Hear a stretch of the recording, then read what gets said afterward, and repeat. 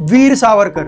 कौन थे वीर सावरकर? आज की पीढ़ी को इनके बारे में जानकारी देना हमारा परम कर्तव्य है। ये एक वीर स्वतंत्र प्रेमी थे। इनका पूरा नाम विनायक दामोदर सावरकर है। इनका जन्म महाराष्ट्र, उस समय बॉम्बे प्रेसिडेंसी में नासिक के निकट भागुर गांव में हुआ था।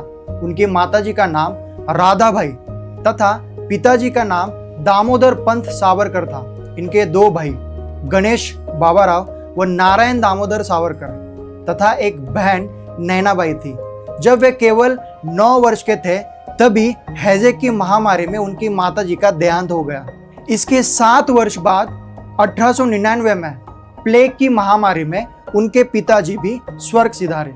इसके बाद विनायक के बड़े भाई गणेश ने परिवार के पालन पोषण का कार्य संभाला। दुख और कठिनाई की इस घड़ी में गणेश के व्यक्तित्व का विनायक पर गहरा प्रभाव पड़ा। विनायक ने शिवाजी हाई स्कूल नासिक से 1901 में मैट्रिक की परीक्षा पास की। बचपन से ही वे पढ़ाकू तो थे, अपितु उन दिनों उन्होंने कुछ कविताएं भी लिखी थी।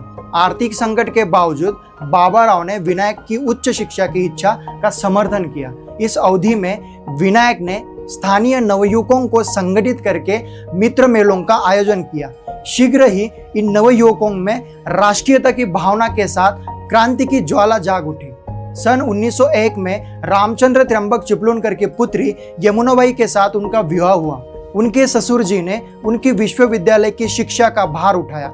1902 में मैट्रिक की पढ़ाई पूरी करके उन्होंने पुणे के फर्गुसन कॉलेज से बीए किया। उनके पुत्र विश्वास सावरकर एवं पुत्री प्रभात चिपलूणकर थी।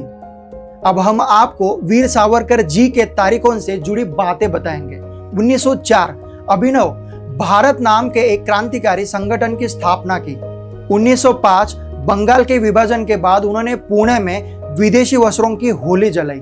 1906 उन्हें श्यामजी कृष्ण वर्मा छात्रवृत्ति मिली। 10 मई 1907 इंडिया हाउस लंदन में प्रथम भारतीय स्वतंत्रता संग्राम की स्वर्ण जयंती मनाई। जून 1908 उनकी पुस्तक the Indian war of independence 1857 तैयार हो गई। मई 1909 लंदन से बार एट लॉ वकालत की परीक्षा उत्तीर्ण की। 1 जुलाई 1909 मदनलाल ढींगरा ने विलियम हटकरजन वाइली को गोली मार दी। 13 मई 1910 पेरिस से लंदन पहुंचने पर उन्हें गिरफ्तार कर लिया गया। 8 जुलाई 1910 SS मोरिया नामक जहाज से भारत ले जाते हुए सीवर होल के रास्ते ये भाग निकले। 24 दिसंबर 1910 उन्हें आजीवन कारावास की सजा दी गई। 31 जनवरी 1911 उन्हें दोबारा आजीवन कारावास दिया गया।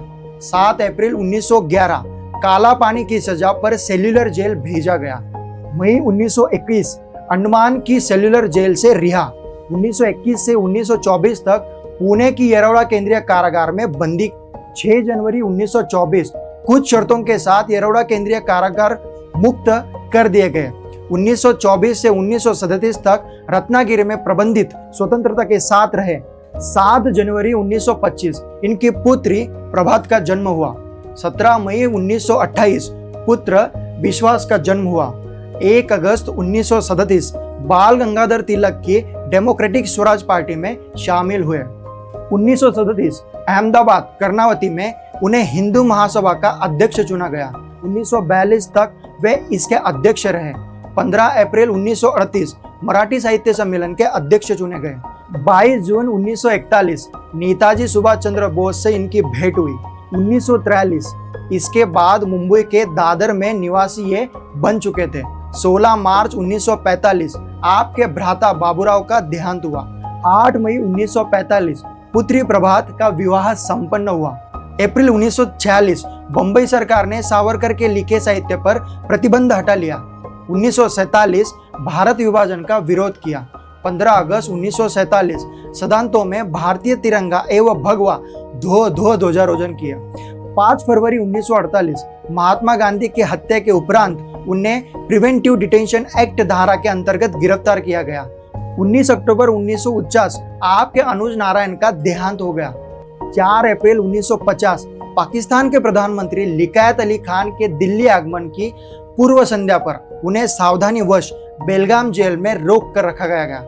मई 1952 पुणे की एक विशाल सभा में अभिनव भारत संगठन को उसके उद्देश्य भारतीय स्वतंत्रता प्राप्ति पूर्ण होने पर भंग किया गया। 8 अक्टूबर 1949 में पुणे विद्यालय ने उन्हें डी लिट की मानद उपाधि से अलंकृत किया। 8 नवंबर 1963 पत्नी यमुनाबाई का देहांत। सितंबर 1965 तेज ज्वर ने आ घेरा, जिसके बाद इनका स्वास्थ्य गिरने लगा। 1 फरवरी 1967 मृत्यु पर्यंत उपवास करने का निर्णय लिया। 26 फरवरी 1967 मुंबई में भारतीय समयानुसार प्राप्त 10 बजे इनका निधन हो गया। ये थे हमारे वीर सावरकर की जीवन यात्रा। मैं और मेरी टीम वीर सावरकर जी के इस कार्य को सलाम ठोकते हैं।